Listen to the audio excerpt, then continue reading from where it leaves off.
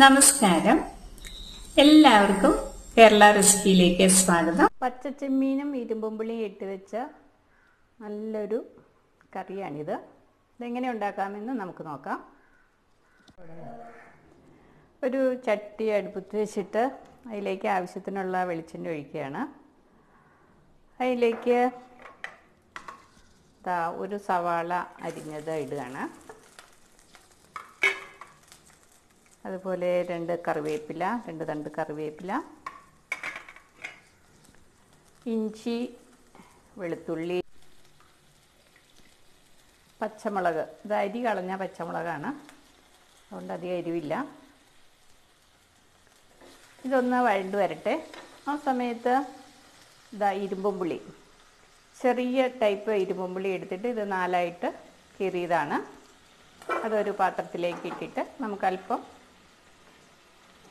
ഉപ്പ് തിരുമ്മി വയ്ക്കാം.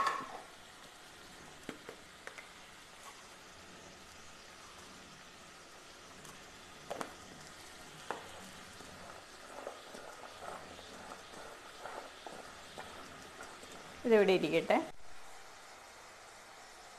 ഇതിലേക്ക് ഒരു 2 സ്പൂൺ തേങ്ങ നല്ല രീതിയിൽ നമ്മളൊന്ന് അരച്ച് പേസ്റ്റാക്കി എടുക്കുകയാണ്. ഉള്ളി നല്ല രീതിയിലൊന്ന് വഴലട്ടെ. ഇനി ഇതിലേക്ക് കുറച്ച് തേങ്ങാപ്പാൽ വേണം. ഇത് ഒരു മുറി തേങ്ങയുടെ പാലെടുക്കാനാണ്. ആവശ്യത്തിന് വെള്ളം ഒഴിച്ച് നമുക്കിത് മിക്സിയിലടിച്ച് നല്ല രീതിയിൽ പാലാക്കി എടുക്കാം. ഈ ഉള്ളി നല്ല രീതിയിൽ വഴണ്ടിയിട്ടുണ്ട്. ഇതിലേക്ക് നമുക്ക് ഒരു ചെറിയ ടീസ്പൂണാണ്, 1 ടീസ്പൂൺ മല്ലിപ്പൊടി ഇടുകയാണ്. അതുപോലെ തന്നെ ഇത് കാശ്മീരി മുളകാണ്, എരിവില്ലാത്ത. അത് 1 സ്പൂൺ ഇടുകയാണ്, 1 സ്പൂൺ നിറച്ചിടുകയാണ്. ഇതിലേക്ക് ആവശ്യത്തിനുള്ള മഞ്ഞൾപ്പൊടി.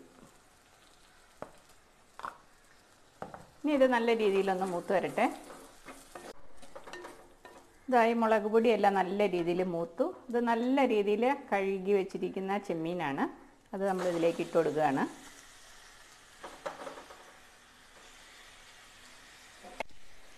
അതിനോടൊപ്പം തന്നെ നമ്മൾ ഉപ്പൊക്കെ ഇട്ട് വെച്ചിട്ട് കുറേ നേരമായി. വെള്ളം നല്ല രീതിയിൽ ഊറി വന്നിട്ടുണ്ട്. ഇതിന് നല്ല പുളിയാണ്. ഈ വെള്ളം ഇപ്പം നമ്മൾക്ക് ഒഴിക്കണ്ട. ഇതിൽ നിന്ന് വാരി എടുത്താൽ മതി, ഇങ്ങനെ ഇടാം. ഇത് കഴിഞ്ഞിട്ട് പുളി കൂടുതൽ വേണമെന്നുണ്ടെങ്കിൽ നമുക്ക് ഈ വെള്ളം ഒഴിച്ചു കൊടുക്കാം. ഇനി ഇതിലേക്ക് ഇത് തേങ്ങാപ്പാലാണ്, 2ാമത്തെ പാലാണ്, അത് ഒഴിച്ചു കൊടുക്കുകയാണ്. ഇവിടെ ചെമ്മീനും ഇരുമ്പുളി നല്ല രീതിയിൽ വെന്തിട്ടുണ്ട്. ഇനി ഇതിലേക്ക് ഒരു 2 സ്പൂൺ തേങ്ങ നമ്മൾ അരച്ചതുണ്ടല്ലോ, അത് ഇതിലേക്ക് ചേർക്കുകയാണ്. ഇത് നല്ലൊരു കൊഴുപ്പ് കിട്ടാനാണ് ഇങ്ങനെ ചേർക്കണത്.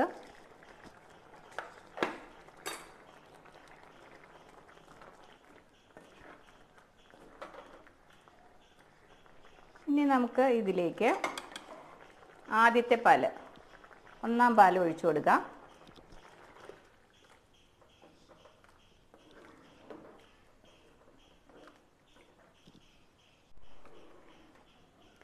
നമ്മൾ 1ാം പാലും ഒഴിച്ചു കൊടുത്തു. ഇതൊന്ന് പതുക്കെ ഒന്ന് തിളക്കട്ടെ. 1ാം പാലെന്ന് പറയുന്നത് വെള്ളം ഒഴിച്ച് തന്നെ മിക്സിയിൽ അടിച്ചെടുത്തതാണ്, അപ്പോൾ തിളയ്ക്കണം. പിന്നീട് ഇതിനാവശ്യത്തിനുള്ള ഉപ്പിട്ട് കൊടുക്കണം. ഒന്ന് തിളക്കട്ടെ, അപ്പോഴാണ് അതിൻ്റെ പുളി നമുക്ക് അറിയാൻ പറ്റുള്ളൂ. പുളി ഇനിയും വേണമെന്നുണ്ടെങ്കിൽ നമുക്ക് ഈ ജ്യൂസ് ഒഴിച്ചു കൊടുക്കാം. ഇത് ഇരുമ്പുളി ഉപ്പും കൂടെ ഇട്ട് തിരുമ്മി വെച്ചപ്പോൾ ഉണ്ടായ ജ്യൂസാണല്ലോ. ഈ ജ്യൂസിന് നല്ല പുളിയാണ്.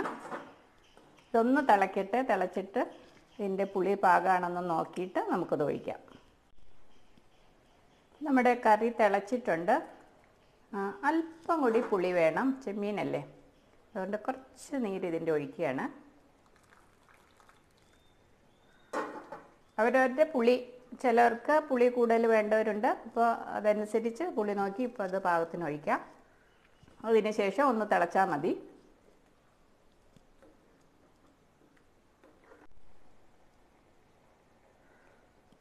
ഇപ്പോൾ ഇത് നല്ല രീതിയിൽ തിളച്ചിട്ടുണ്ട്. നമുക്കിനി ഇത് തീ ഓഫാക്കാം. ഇനി ഒന്ന് കടുക് താളിക്കാം.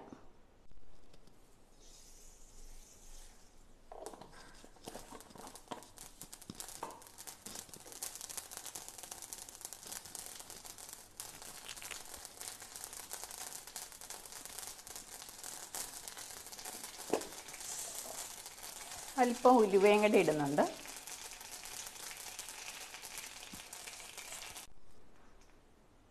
ഒരു ലേശം എരിവില്ലാത്ത മുളക് പൊടി.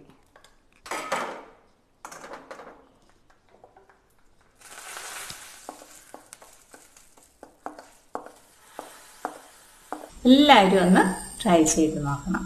നന്ദി.